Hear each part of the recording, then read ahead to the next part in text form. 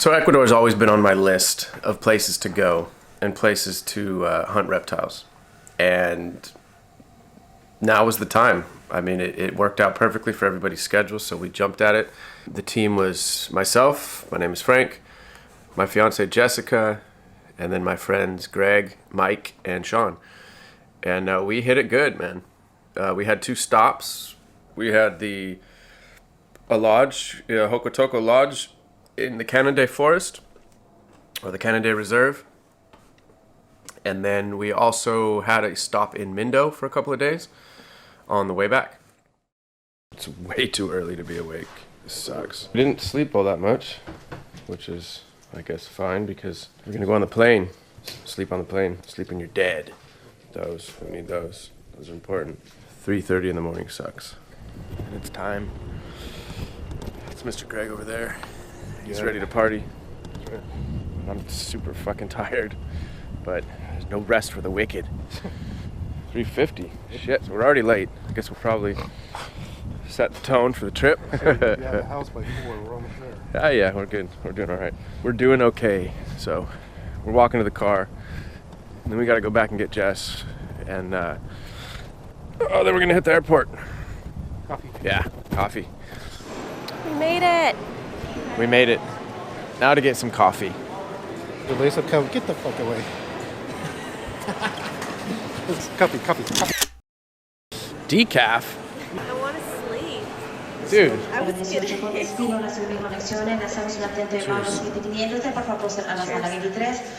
Cheers, Greg. Cheers. Sitting at the terminal, Mexico City. Here we come.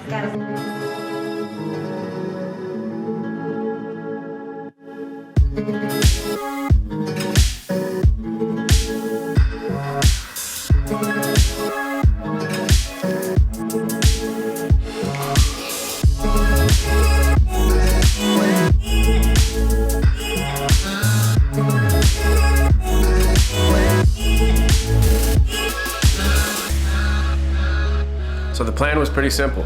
The plan was wake up early, leave Los Angeles, fly to Mexico City, meet up with Mike, and have some tacos and beer.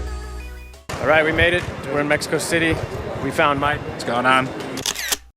Yeah, whatever. There's my lady. We're gonna eat some lunch with my Boo. And my Broseph. And my other Broseph. What do you got? Let's find some tacos. Yeah, let's cruise. We're straight tourists with all these bags. Look at this big fucker. Whackness.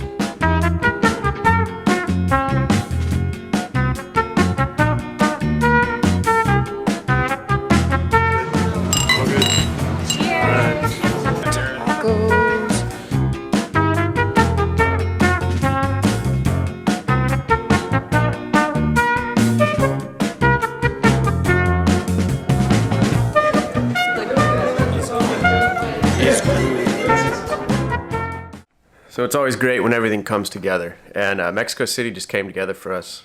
The flight was on time, airport's chill, met up with Mike super easy, got downtown like 20 minutes, tacos, beer, got back in the cab, back to the airport, hit the lounge, tequila time, get ready for the flight to Quito.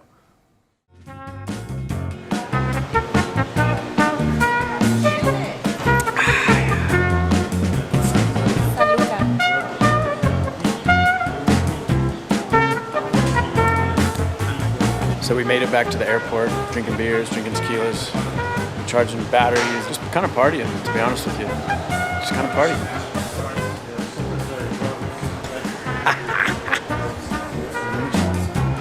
Nice. Yeah. Did you say okay? It's okay.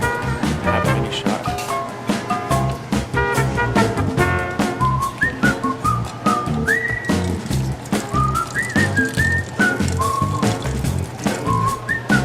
Members only. Cheers to that. Cheers to that. Cheers to that.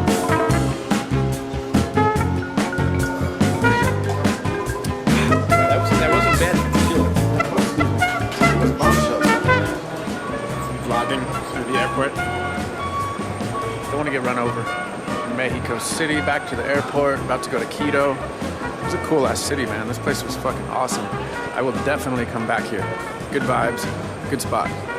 Loved it. What you got? Chocolate. Brie.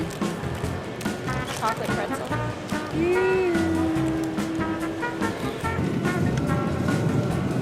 We are on our way. Next stop is Quito.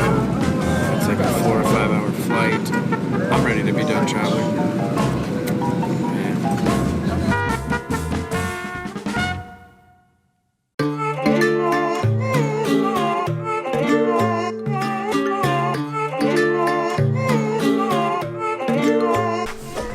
So bam, all of a sudden we're in Quito. And Quito's 8,000 feet. Quito is cold. It's a cold city, especially in November. Even though it's pretty damn close to the equator, it's cold. But anyway, we landed, we had to meet Sean, and we had to clear customs. In the other order. So we cleared customs, easy.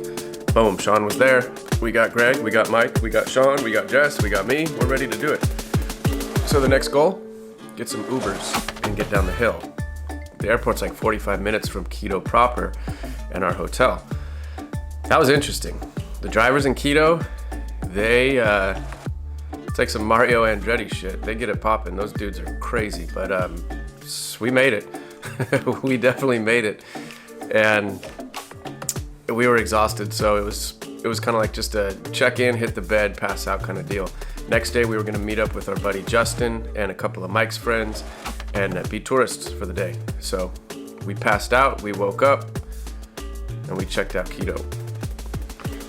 So we had breakfast. We're gonna go get some rain boots and just kind of trip around the city today. The reptiles will start tomorrow. So today we're not doing reptiles. We're just gonna get our shit together. Tomorrow the real craziness happens. Walk in front of the mall, then you can see the stadium. So that's the crew. We got the real frogs, Justin. Yeah. There he is. So we're gonna do a tour of Ecuador, or of Quito, I mean. Oh wow. And the Irish guys are just lathering. The Irish guys are just. Is it blended in? They're burning. I can be a real tourist right now. It's fun. Normally I don't do this, but this is fun.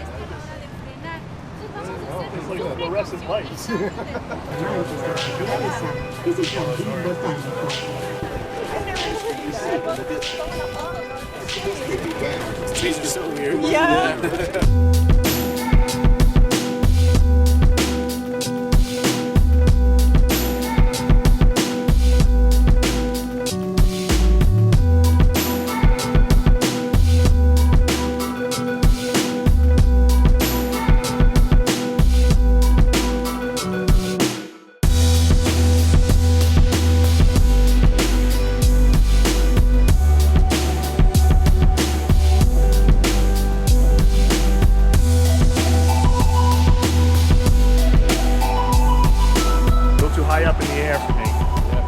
We're at 9,000 feet right now, so when you climb up another like 500 feet in like 5 minutes, shit gets hairy. So we'd been cruising around the city all day on foot. We were pretty tired and we were hungry, so it was time to go get something to eat. And little did we know, maybe we did know, that it was going to turn into basically just drinking for the rest of the day. They've got some pretty cool liquor down in Quito. They've got something called canelazo, which is I guess like a sugarcane kind of liquor, and then they've got another thing called boiling wine or hot wine or something like that, which is it's like red wine that's super hot, not like spicy hot, but like temperature hot. It was weird. It was good. It was kind of like, I don't know, it was like a Christmassy drink sort of, but we drank a lot of both of those, and I ate a guinea pig, which was interesting. Yeah, we kind of bar hopped around Quito. It was fun. It was like being here in LA and just getting trashed. It was a good time. I mean, we knew we had a long trip the next day, but I guess we didn't care because we, I wouldn't say we raged, but we drank, put it that way. We had a good time. It was It's like a type of corn. We're gonna try guinea pig. It's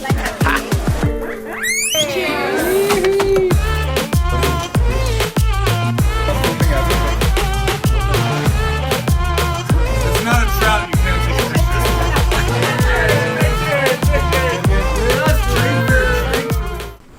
So we paid for that night, but it was awesome. Now, we met up with the Tropical Herping team. 2 great dudes, Sebastian and George. Down-to-earth guys, fun guys, not pretentious, not cocky, just super chill guys. And they were going to like guide us, sort of. I don't know. I've never done a guided reptile trip before. I'm usually just on my own. So I wasn't super big on having guides, but in Ecuador and other countries like this where you need to actually get to these reserves and protected areas, you kind of need these guides because more than guide you, they can get you into these places. And Sebastian and George and the Tropical Herping team, they got us into this place, which was great because it's a super biodiverse area. It's got hundreds of species of reptiles and amphibians, and it's one of the prime spots in the Ecuadorian Choco. So yeah, met up with them, got in a kind of a big tour van kind of a situation, and drove, I think it was like 5 or 6 hours from Quito down the mountain and like kind of in a northwest direction through Puerto Quito up into the Canande area. I mean, it was a rough drive. Most of us, all of us were hungover. It was bumpy, it was dusty, and it was just long. But we made it. It was comfortable. I mean, the van was dope. It was like a newer van. I mean, it was rad. It wasn't a, like a shitty ride, but it was just rough because we had drank it so much. But other than that, the dudes were cool. They picked us up on time, and we were ready to go. I mean, we were super ready to find reptiles. We got fucking hammered last night. And, yeah. We're leaving today, and I'm feeling pretty rough. But we'll make it. Sounds so much like Indonesia. Made it on the bus. We're hungover. These are our faithful guides. Woo! We're headed to the Choco We're heading, George. to find some Anelioides and some geckos and some snakes. We're heading, George. Mike is looking forward to finding frogs. And yeah, George. it's all good.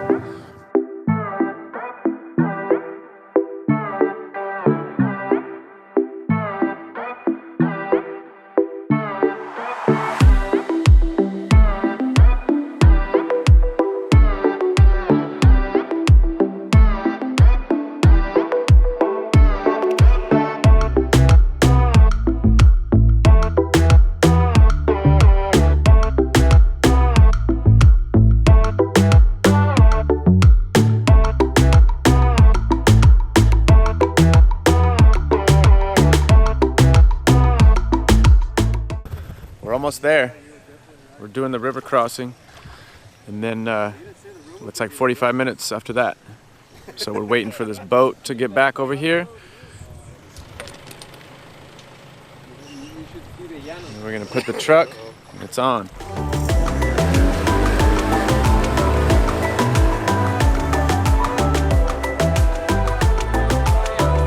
So right now we're crossing the Canande River on the ferry. We got the 2 trucks.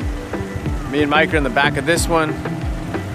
Greg and Sean and Jess are in the other truck. We're crossing the river to keep going, get to the Choco this afternoon.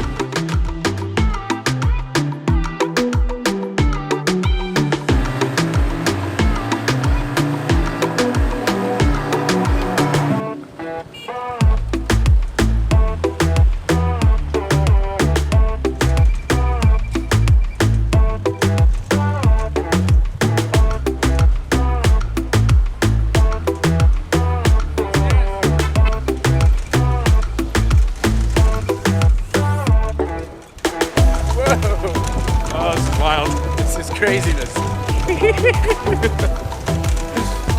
Whoa, Nelly.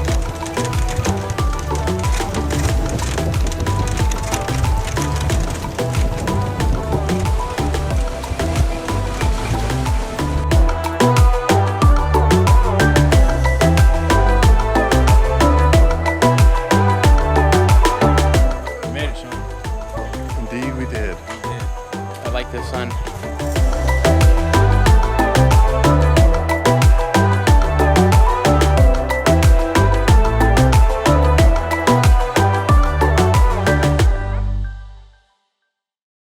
So when we arrived, the lodge was everything I had hoped it would be. It was a wooden building on stilts. Each of us had our own rooms, mosquito net style, big observation deck, right in the middle of the jungle. I mean, it was perfect. We gotta have night vision. More night vision. I'll tell you tomorrow one thing. Going to sleep. It's a good life. Thing like goes upside down. It's pretty rad. Yeah.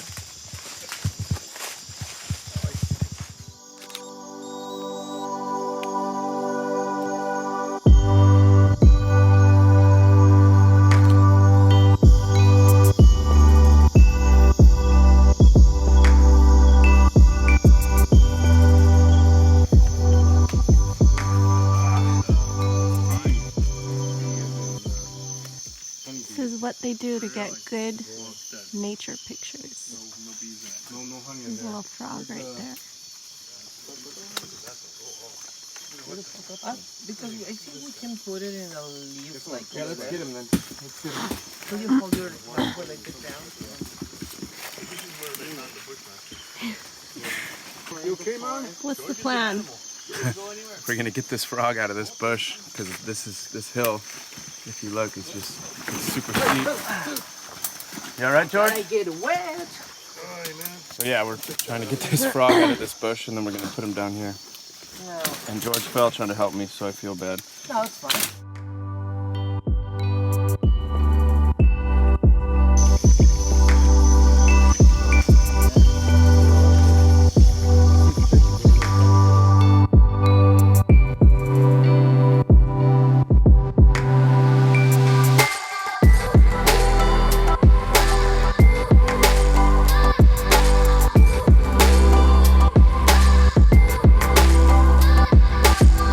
Alegnis.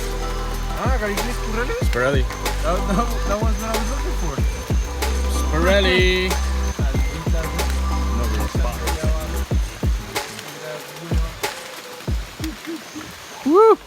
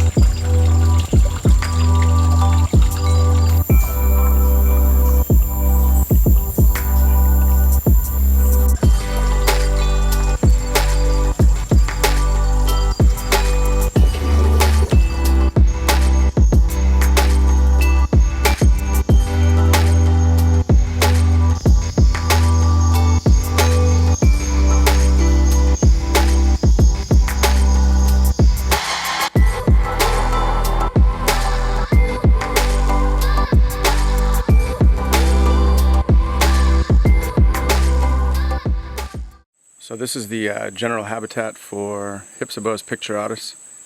Yeah, it's damp, it's humid as hell, and it's pretty hot. But it's a running stream with all kinds of tall secondary forest growth and a pretty low canopy. They're nocturnal, so you're not going to see them in the day unless you find one sleeping. At night is a different story. So I'm looking for them just to see if I could find a sleeping one, but we'll see.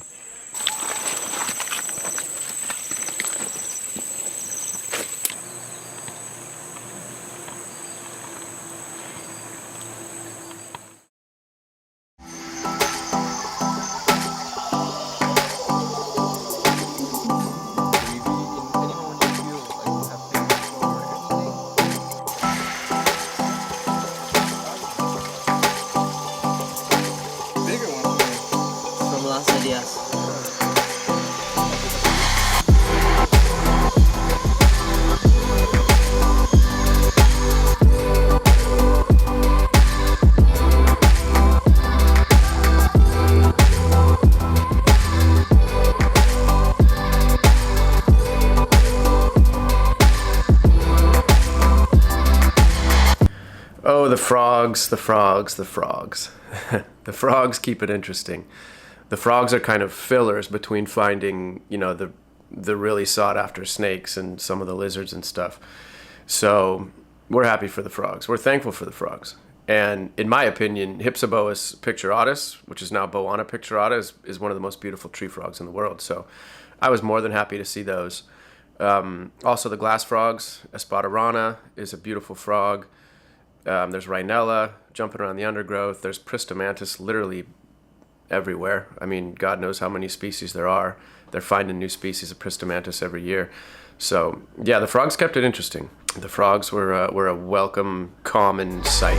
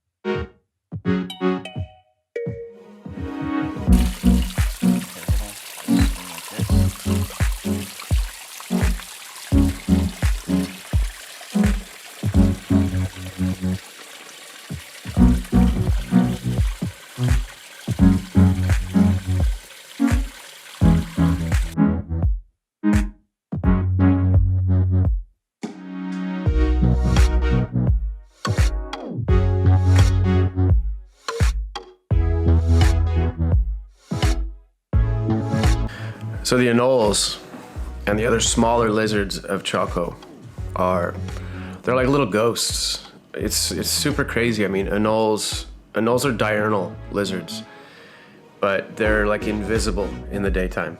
It's crazy. And I mean, these things it's not like they're ugly brown for the most part. I mean, some of these things are incredibly colored, but they're like phantoms, man. You just don't see them in the daytime unless you're on your game. And I mean, we saw a few in the day, not nearly as many as I thought we would see after going to places like Puerto Rico and the Caribbean where Anoles are literally everywhere. You go down here and the Anoles they're not absent, but they seem like they're absent. And then at nighttime is when you find them. Typically they'll be sleeping on the edge of a very thin branch, which makes perfect sense for them because, you know, if a snake starts coming and they feel a vibration or that branch start to move, they just drop off. So, you know, it's a perfect escape defense mechanism that they use while they sleep.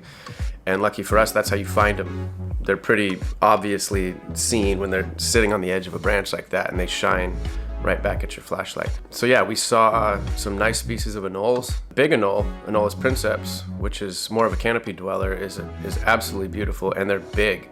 I mean, they're, 12 inches head to tail. So that was a welcome find. Most of the Anoles are smaller, like Gracilipes and Lyra, and some of the other smaller ones. They're beautiful. They're just not as big, so they're not quite as impressive, but still welcome finds. And then you find the smaller stuff down in the undergrowth, which actually really surprised me was Lepidoblepharus. So I'm a gecko guy. I love geckos. And finding Lepidoblepharus damn near in the water was super interesting to me because I'm just not used to that. I'm used to geckos being on dry surfaces. They may be in a tropical area, but they're on a dry wall or on a dry rock or something like that. And these Lepidoblepharus, Buchwaldi and Grandis both were like under this soaking wet leaf litter right alongside of the stream bed, which was, that was a trip to me. It was like hunting salamanders, but finding geckos. So that was awesome.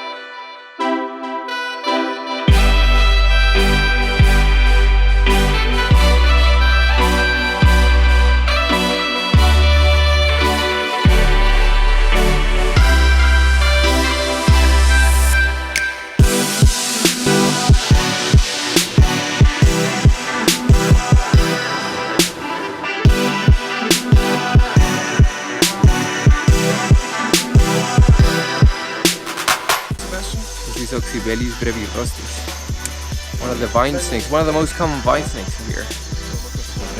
But this is a baby. I've never seen one this big. These guys get like what, like a meter? Yeah, like a meter and a half probably.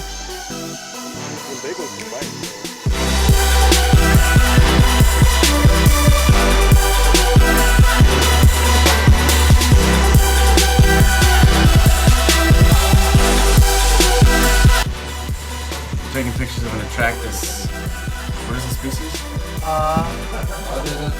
Sebas, ¿qué especie es?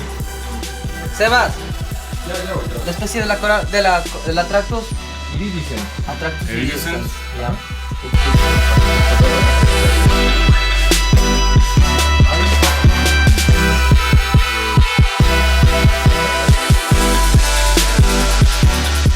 So the smaller snakes in the Choco, stuff like Oxybellus, Imantodes, Dipsis, Attractus, even the rare fossorial stuff like Trilepida, we were able to find.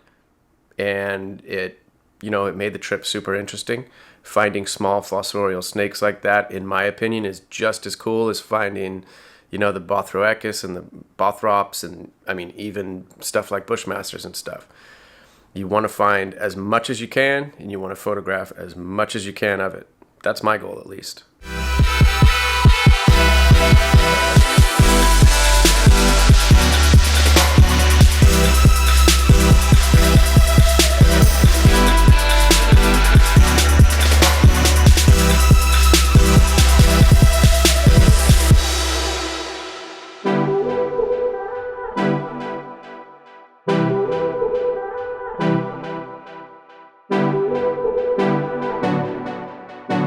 First segment of the trip. Thank you for watching it. Thank you for bearing with me. This is my first video I've made, so it's a learning process for sure. The editing I know is not great. The footage I know is not great, but the good news is that it will get better, and that's kind of what I'm looking forward to. So yeah, man, stay tuned for the next episode. It's gonna be good. It's gonna be better, and thanks for watching.